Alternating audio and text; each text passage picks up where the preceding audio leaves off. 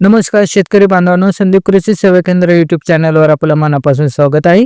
शेतकरी बांधवांनो, आजचा हा व्हिडिओ अत्यंत महत्त्वाचा आहे, कारण जर ही गोष्ट तुम्ही वेळेत केली नाही तर पुढे तुम्हाला पीएम किसान नमो शेतकरी योजना, महाडीबीटी, पीक विमा, अतिवृष्टी अनुदान तसेच पीक कर्ज यामध्ये मोठ्या अडचणी येऊ शकतात.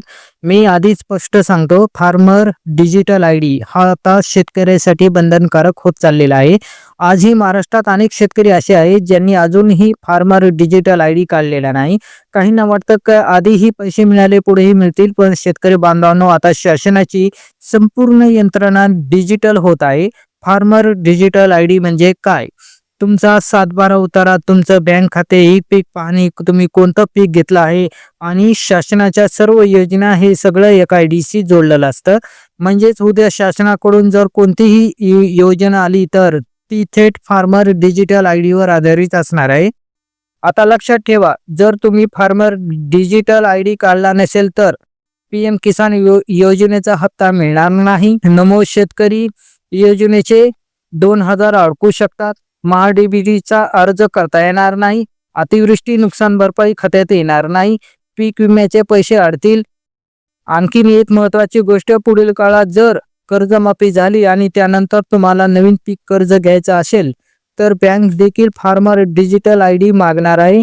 तो नसेल तर कर्ज मिळणं कठीण होऊ शकतं. अनेक शेतकऱ्यांचं असंही होतं की त्यांची जमीन 2 किंवा 3 किंवा 5 गट नंबरमध्ये आहे, पण फार्मर डिजिटल आयडीला सगळे गट लिंक केलेले नसतात. अशा वेळी योजना येते पण पैसे अडकतात. म्हणूनच ज्यांनी आयडी काढलेला नाही त्यांनी तत्काळ काढून घ्या.